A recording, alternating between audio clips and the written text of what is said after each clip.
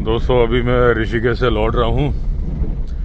आज गाड़ी का फ्यूज रिपेयर करा दिया, तो जो स्टीरियो में करंट नहीं आ रहा था और जो चार्जिंग पॉइंट में नहीं आ रहा था वो सही हो गया। गाड़ी का राइट फ्रंट व्हील कैप गिर गया था। तो यहाँ पे क्या ना, मारुति में 2 मिल जाते हैं 980 रुपए के, और वैसे क्या है दिल्ली में जहाँ पे भी है वहाँ 4 लेने पड़ते हैं। तो आगे वाले दोनों चेंज करा दिए, एक रख दिया है, वो रिजॉर्ट में रखा रहेगा, कभी एक गिरेगा तो काम आ जाएगा। तो ये सारे काम आज हो गए। वहीं पे एक सब्सक्राइबर मिल गए थे जहाँ मैं इलेक्ट्रीशियन का काम करा रहा था, तो थोड़ी देर उनसे बातचीत हो गई। वो कभी रिजॉर्ट भी आए थे लेकिन मैं उन्हें नहीं मिला था। तो बोले देखिए सर, मिलना होता है तो ऐसे मुलाकात हो जाती है सड़क पे, और मुलाकात नहीं होनी होती तो जाओ तो भी नहीं हो पाती। ऐसे ही हुआ। अभी एक इंस्टाग्राम पे मैसेज किया, लखनऊ से आए थे एक सब्सक्राइबर। वो उन्होंने चेक इन किया दोपहर को और उनको कुछ अर्जेंट काम आ गया होगा शाम को। तो हरि मोहन से उन्होंने बोला कि हम निकल रहे हैं किसी काम से, सर से मिलना है। अच्छा, उस वक्त ही मैं क्या नाम है, इवनिंग वॉक के लिए निकलने वाला था। अच्छा, उसके पहले ही एक मैंने वीडियो में बताया भी था, इवनिंग वॉक वाले वीडियो में जिक्र किया है कि बिजनौर से भी कुछ लोग आए थे, तो करीब आधे घंटे 40 मिनट बैठे। अच्छा, क्योंकि इवनिंग वॉक में मैं वुल्फ बॉय के बारे में बता रहा था, तो कुछ डेट्स वगैरह मुझे देखनी थी क्योंकि जब डेट मेंशन करोगे आप तो फिर तो आपको थोड़ा सा पढ़ना पड़ेगा उसको ना। अगर 1872 की बात है तो ठीक है, अब वो 1 अक्टूबर है, 1 नवंबर है, क्या है, तो मैं वो देख रहा था। अब अगर मैं उस वक्त नीचे आ जाता तो फिर वैसे ही मैं लेट हो गया था। इवन जब मैंने वो वीडियो बनाया इवनिंग वॉक वाला, तो मैंने बोला है कि 6:11 हो चुके हैं, मैं लेट हो गया हूँ निकलने में। और वैसे भी आजकल मम्मी है तो वैसे ही वो परेशान होती रहती है, इतनी देर से क्यों जा रहे हो, इतनी देर से क्यों जा रहे हो। तो मैंने कहा जहां जा रहा हूं वहां पब्लिक रह रही है, लोग निकल रहे हैं, क्या दिक्कत है। एक तो इतने दिन बाद इवनिंग वॉक का मौका मिला है। तो मैंने कहा भाई 40 मिनट करीब लगेंगे। उस वक्त भाई मुंह हाथ वगैरह धो, चलो ऐसे करके, और थोड़ा सा डेट वगैरह देखने में 15-20 मिनट उसमें लग जाता है। तो उनको निकलना था, वो निकल गए। बाद में उनका मैसेज आया कि सर मुलाकात नहीं हो पाई। लेकिन अच्छा, हो सकता है जनरली आदमी के मन में थॉट आएगा कि भाई देखो हम इतनी दूर से आए, मुलाकात नहीं करी। लेकिन अगर आप दूसरी तरफ से सोचोगे तब आप इस बात को समझोगे कि मेरा मेन काम है वीडियो बनाना। उन्होंने ऐसा कुछ बोला नहीं, लेकिन मैं एक जनरल वे में बोल रहा हूँ क्योंकि बहुत सारे लोगों के मन में ये बात आ सकती है। मेरा काम है वीडियो बनाना, वीडियो के साथ कोई कंप्रोमाइज नहीं हो सकता। जैसे कि आप अपना ऑफिस का कोई काम करते हो, ऑफिस के काम के बाद में आप मीटिंग सारी चीजें कर सकते हो, लेकिन पहले आपका काम है। एक दुकानदार है, अगर वो दुकान चला रहा है तो वो अपना दुकान पहले देखेगा। तो मुलाकात तो करनी है, कोई दिक्कत नहीं है, लेकिन मुलाकात के चलते अगर वीडियो डिस्टर्ब हो जाएगा ना तो मुझे बहुत दिक्कत हो जाएगी। और सीन ये है कि जब दिन में आए तो मिल लिया, अब एक दिन में 3-4 बार अगर लोगों से मिल लोगे ना तो आपके पास टाइम बचता नहीं है उस इंसान के पास जो कि 2 चैनल चला रहा हो, है ना।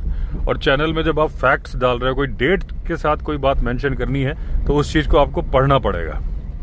तो ये सीन था कि क्योंकि उनको निकलना था, वो वेट नहीं कर सकते थे। अगर मैं उस वक्त आ जाता तो मेरा उस दिन का वीडियो जाता। एक दिन वीडियो नहीं आता। जंगल में धंधा पानी छोड़ के बैठे रहने का मेरा पर्पज है कि मेरे डेली वीडियो आए। तो ये वजह होती है। तो इसलिए मैंने समझा दिया कि वो भी वीडियो देखते हैं, उन्हें भी समझ में आएगा, और जो कल को दूसरों के साथ ऐसे सरकमस्टेंसेस बनेंगे तो वो भी समझेंगे कि किसी इंसान की मजबूरी भी हो सकती है। ये रीजन है। एक और, आ जाओ भैया, तुम आ जाओ, इतनी बड़ी गाड़ी तुम्हारे, मैं कैसे निकलूंगा।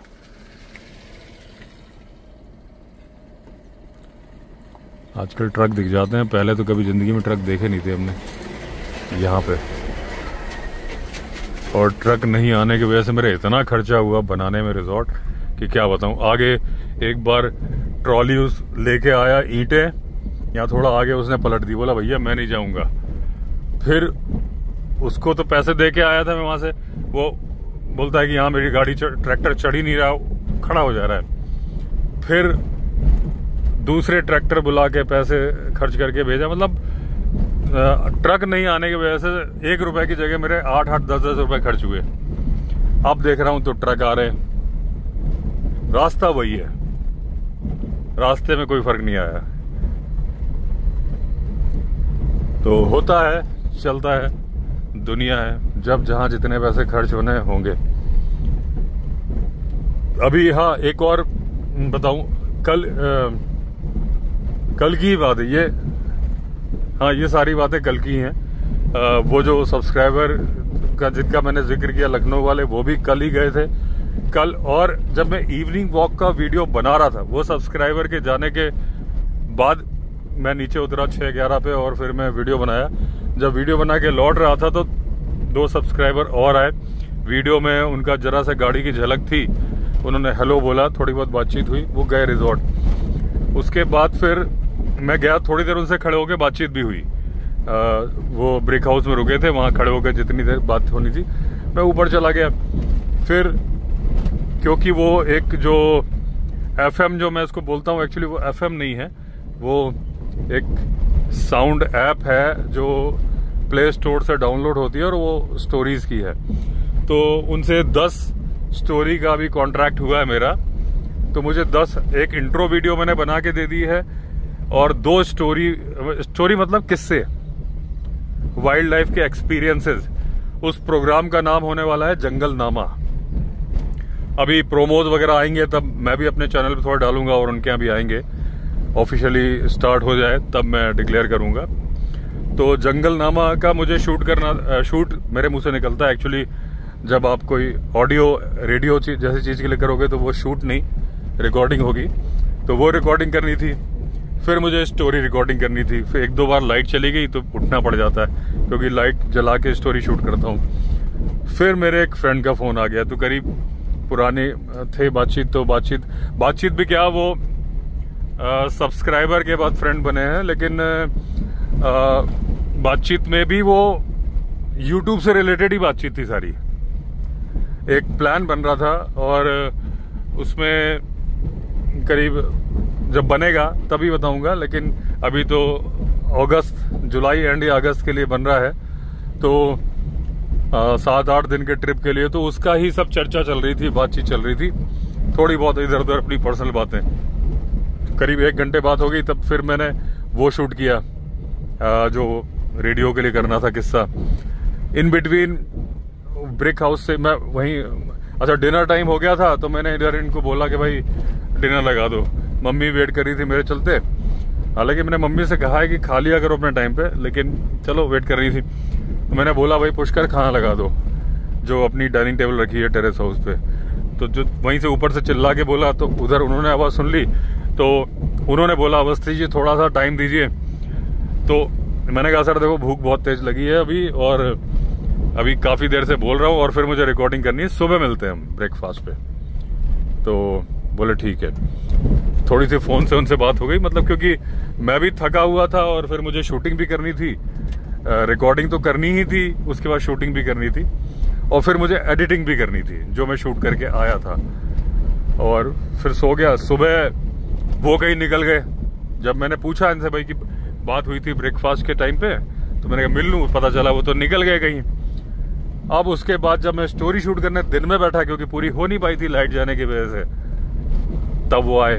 हालांकि उन्होंने मैसेज नहीं भिजवाया दोबारा, तो उनसे भी रहते हुए मुलाकात नहीं हो पाई। मतलब वो शाम के 6:30-7 बजे आए थे, और सुबह गए होंगे 10-11 बजे, लेकिन वो सुबह नाश्ते के टाइम पे निकल गए थे। ऐसे सर्कमस्टेंसेस हो जाते हैं। उसमें कई बार लोग समझ लेते होंगे घमंडी हैं, लेकिन मैंने तो अपना सारा कच्चा चिट्ठा आपके सामने खोल के रख दिया कि भाई ये परिस्थितियां होती हैं। अब उस टाइम पे आप काफी देर फोन पे बात कर चुके हो, एक रिकॉर्डिंग भी करनी है, उस वक्त मन नहीं कर रहा होता कि भाई बात करें किसी से, क्योंकि एक वीडियो शूट करके आए हो, वॉक करके, फिर एडिटिंग करनी है ना। तो मैंने कहा भाई सुबह कर लेंगे। सुबह उनके प्रोग्राम थे, भाई वो घूमने आए जंगल में, जाहिर सी बात है कि वो घूमेंगे। तो वो निकल गए जिस टाइम पे हमारा मिलने का था। फिर मैं जब शूटिंग पे बैठ गया तब वो आए। तो ऐसा हो जाता है। तो इसलिए जब जिसके साथ भी हो भाई, बुरा मत मानना कि भाई क्या है, मैंने अपनी परिस्थितियां बता दी कि ये सर्कमस्टेंसेस होते हैं। ये वो जगह है दोस्तों जहां पे डियर नमक चाटते हैं। अभी कुछ दिन पहले ही मैंने ठीक इस जगह पे सांबर डियर दिखाए थे आपको, जो कि नमक चाट रहे थे। हाथी नमक चाटते हुए मैंने यहाँ शायद दिखाए नहीं है, लेकिन मैंने देखे हैं काफी पहले। और एक बार जो मखना हाथी था वो नमक चाटने ही जा रहा था, वो जूम के साथ बढ़िया रिकॉर्ड किया था। डियर जो नमक चाटते हैं दोस्तों, वो फॉस्फेट और कैल्शियम खाते हैं, और उनके जो इंसाइजर दांत होते हैं, आपको पता है ऊपर के जबड़े में नहीं होते, नीचे के जबड़े में होते हैं। चाहे वो स्पॉटेड डियर हो, चाहे वो सांबर डियर हो, तो वो अपने दांतों से भी खोदते हैं उसको। एक मैंने राजा जी सफारी के टाइम पे वीडियो क्लोजअप दिखाया था, जिसमें कि सांबर डियर नमक खोद रहे थे अपने ऐसी उससे। हाथी का तो ठीक है, सूंड से भी निकाल लेता है, अगर टस्कर है तो दांत से भी खोद लेता है। डियर अपने दांत, नीचे वाले दांत रब करते हैं, करते जाते हैं, फिर उसको खाते हैं। और डियर घास भी उसी तरीके से खाते हैं। घास की बाइट आप ये समझ लो कि 1 मिनट के अंदर 70 से 80 बाइट खा लेते हैं वो, एकदम मतलब एक तेजी से मिशन पे होते हैं वो घास खाने के। अच्छा, डियर को जो स्पॉटेड डियर वगैरह छोटे डियर हैं, इनको जो पसंद आती है ना, 4 इंच से नीचे वाली घास पसंद आती है। अगर उससे ज्यादा ऊंची है तो आप देखोगे नहीं खा रहे होंगे। फिर वो फूल खाते हैं, जो बड़ी घास है या इस तरह के है, उनके फूल खा के काम चलाते हैं। और किसी भी जगह डियर के हर्ड का होना इस बात पे डिपेंड करता है कि वहां पे वेजिटेशन कितना है। अब जैसे यहाँ हम चल रहे हैं, यहाँ बहुत ज्यादा घास नहीं है, अंदर होगी, तो यहाँ आपको डियर उतने ज्यादा नहीं, क्रॉसिंग दिख जाएगी।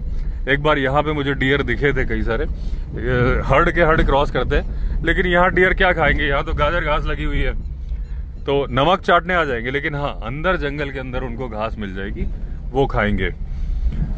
और जहाँ ग्रासलैंड्स बहुत अच्छे होंगे, डियर बहुत मिलेंगे। जैसे आप ढिकाला में देखोगे, जहाँ ग्रासलैंड्स कम होंगे, डियर के हर्ड छोटे होते जाएंगे। और डियर ऐसा नहीं है कि घास ही खाते हैं। एक बहुत वीडियो वायरल हुआ था कि एक स्पॉटेड डियर था, शायद कि बार्किंग डियर था, मुझे लग रहा है स्पॉटेड डियर था, वो स्नेक खा रहा था। तो बहुत सारे लोगों ने मेरे पास फॉरवर्ड किया था कि क्या ऐसा है, खा लेते हैं, मेढक भी खा लेते हैं, अंडे भी खा लेते हैं। सुंदरबन में तो बार्किंग डियर की स्पॉटेड डियर जो भी है, वहां मेरे ख्याल से बार्किंग डियर है नहीं, शायद सुंदरबन में स्पॉटेड डियर है। तो एक आध वीडियो मैंने शायद बोल दिया था, लेकिन मैं भी कंफ्यूज हो जाता हूँ, इतनी सारी बातें दिमाग में होती है ना। तो जहां तक मुझे याद आ रहा है कि बार्किंग डियर नहीं है सुंदरबन में। तो स्पॉटेड डियर जो है वो केकड़े भी खाते हैं, वहां तो टाइगर भी केकड़े खाता है। तो ये डियर का नेचर होता है। बाकी आपको ये मैंने बहुत बार बताया कि लंगूर के साथ इनकी दोस्ती होती है। लंगूर पेड़ के ऊपर है तो वो क्या है, पूरा नहीं खाते, मतलब खाते कम है, फैलाते ज्यादा है। बंदर की आदत है, तो वो आधा खाया आधा छोड़ दिया, क्योंकि उनके पास भरमार है। तो डियर को मिल जाते हैं वो फ्रूट्स खाने के लिए, जहां पे वो डियर पहुंच नहीं सकता, पेड़ पे तो चढ़ नहीं सकता, लेकिन लंगूर की बदौलत वो उसे खा लेता है। और दोनों का रिश्ता तो बहुत बार बताया, फिर भी शॉर्टकट में बता देता हूँ कि ऊपर से सीसीटीवी कैमरे का काम करता है लंगूर। वो देखता है कि भाई टाइगर दिख रहा है तो कॉल करता है, तो अलर्ट हो जाते हैं। जब ये लंगूर की कॉल पे अलर्ट होते हैं, ये देखिए जकाल जा रहा है,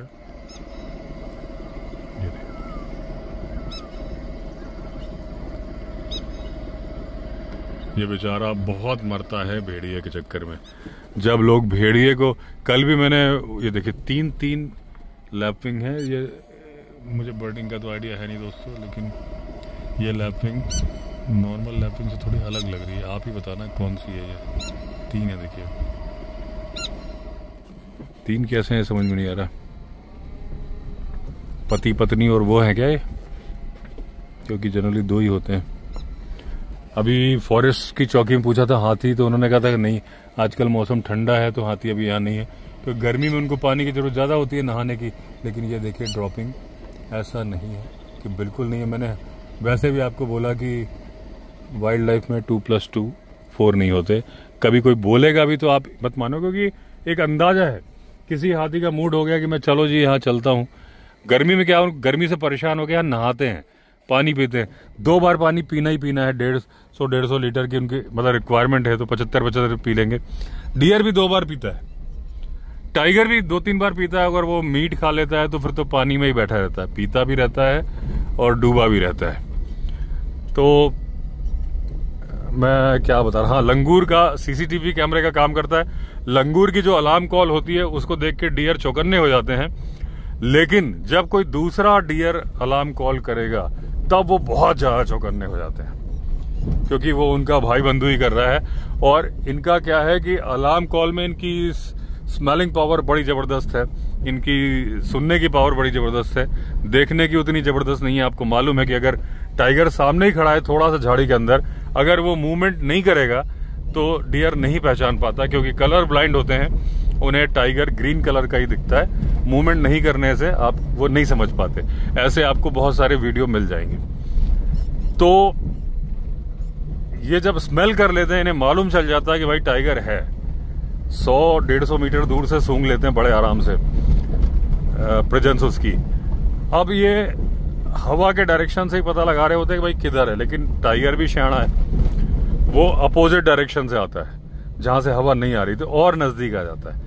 तो जब ये सेंस कर लेते हैं उसके बाद ये अलार्म कॉल करते हैं, और जहां इनको समझ में आ रहा था उस डायरेक्शन में देखते हैं, पैर पटकते हैं, पूंछ उठाते हैं, कॉल करते हैं। ये पूरा मैंने काफी देर दिखाया था अपने ढिकाला वाले वीडियो में, और ऑलमोस्ट हमसे 15-20 फीट की दूरी पर खड़े थे करीब 4-5 चीतल स्पॉटेड डियर, और वो ये कर रहे थे।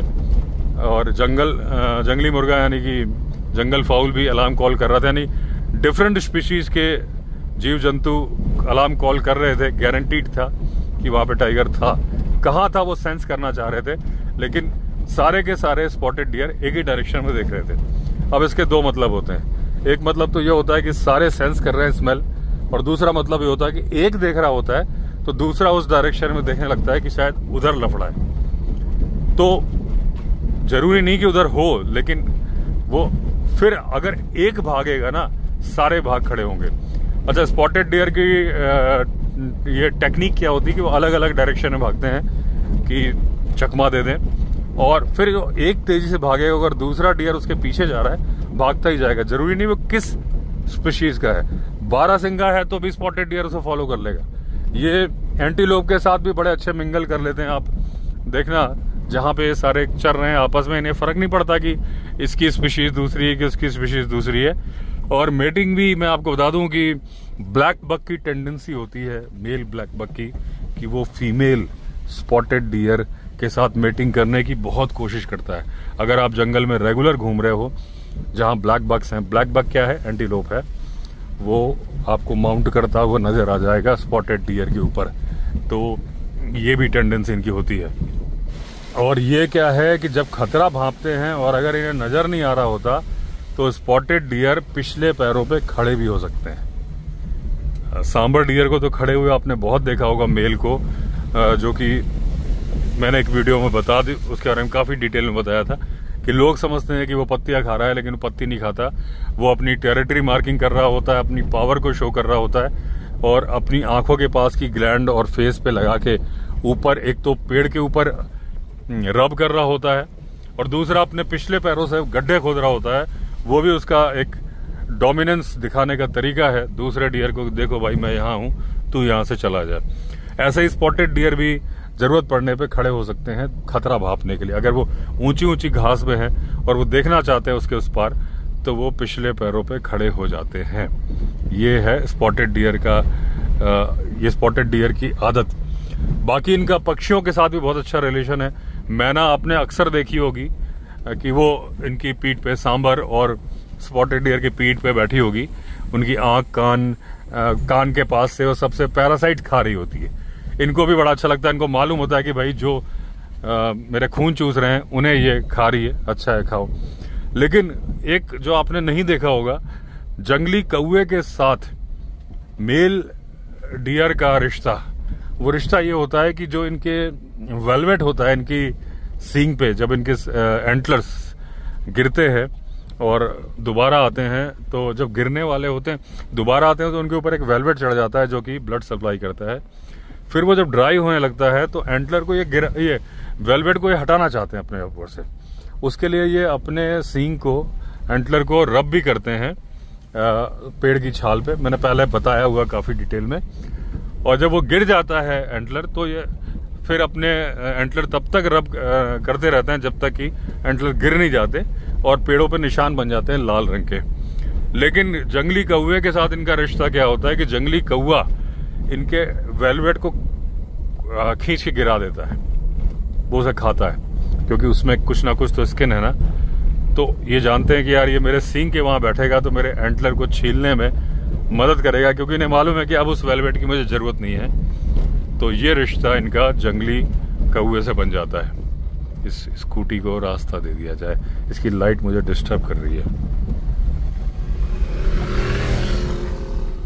और दोस्तों जैसे जंगली कौवे के साथ इनका रिश्ता है, वैसे ही ब्लैक ड्रोंगो जो है, जिसको कि जंगल का कोतवाल बोलते हैं, वो क्या करता है, इनका स्पॉटेड डियर पे निगाह रखता है।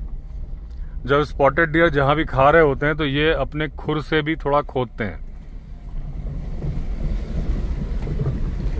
और वो ब्लैक ड्रोंगो इनके हटने का इंतजार करता है। एक्चुअली ये मूव करते रहते हैं। अगर आप स्पॉटेड डियर को काफी देर वॉच करोगे ना कहीं पे, तो आप देखोगे कि अभी हट यहाँ है और 1 घंटे बाद देखोगे तो आपको वो 200 मीटर दूर नजर आएगा। बाइट जल्दी जल्दी करते जाते, पेट में डालते जाते हैं। बाद में जब बैठेंगे तब जुगाली करेंगे और उसका चबा के खाएंगे। तो ये मूव करते हैं, तो इनके मूव करने से जो इनके खुर से जमीन खोदते हैं उसको ब्लैक ड्रोंगो वहां पहुंचता है, क्योंकि वहां जमीन से कुछ कीड़े निकलते हैं, इंसेक्ट्स निकलते हैं, घास से भी उड़ते हैं इंसेक्ट्स इनके पैरों की मूवमेंट की वजह से, और ब्लैक ड्रोंगो उसे खाता है। अब ये देखिए आप, इस बार बारिश, अभी मई, आज 28 मई है, अच्छी खासी गर्मी होनी चाहिए थी।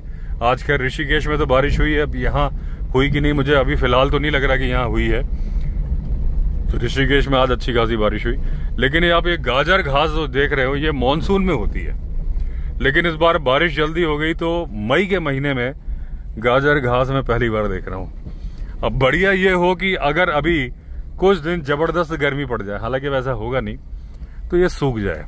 अगर ये सूख जाएगी ना तो ये दोबारा नहीं पनपेगी, क्योंकि जो इसके बीज इसने नीचे गिराए थे वो तो उग गए क्योंकि उनको पानी का इंतजार था, लेकिन अभी इसके जो फूल हैं वो इतनी जल्दी बीज बनेंगे नहीं, तो ये अभी दोबारा बीज नहीं गिरा पाएगा। और उसके पहले अगर गर्मी पड़ जाए और सूख जाए तो यहाँ से गाजर घास खत्म हो जाएगी फिलहाल। लेकिन 1 महीने में ऐसा होगा नहीं, और सुन रहे हैं कि इस बार मॉनसून थोड़ा जल्दी आने वाला है। तो ये बात बस ऐसी ही रह जाएगी जैसी मैंने बोली। गाजर घास ये बहुत बड़ी पेस्टिसाइड है, बहुत बड़ी प्रॉब्लम है जंगल की, लेकिन ये बरकरार रहेगी। ये देखिए, ये देखिए क्या कमांडिंग पोजीशन में बैठा है। बाज नहीं, ईगल लग रहा है मुझे। ये देखिए,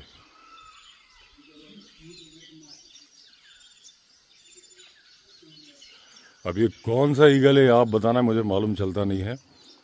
लेकिन ये देखिए गर्दन घुमा के देख रहा है और कितना बढ़िया व्यू आ रहा है। और ये अपने टेरेस हाउस से ही आ रहा है, एकदम सामने बैठा है।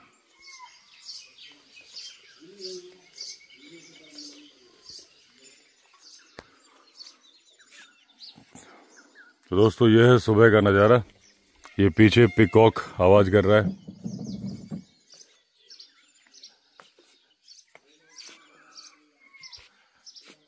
ये बैठा है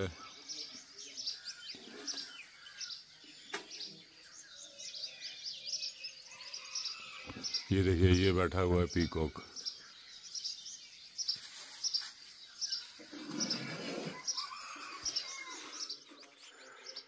वो ईगल अभी भी बैठा हुआ है।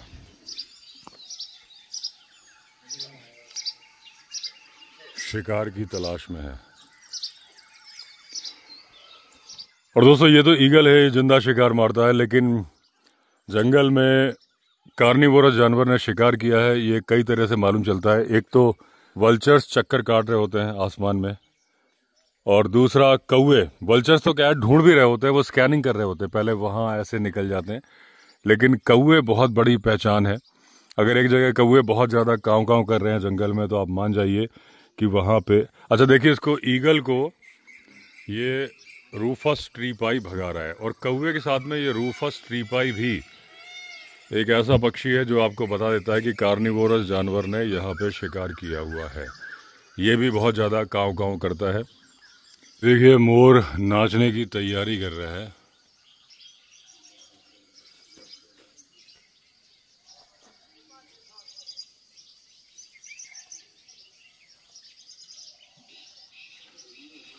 पंख फैला रहा है, साफ कर रहा है।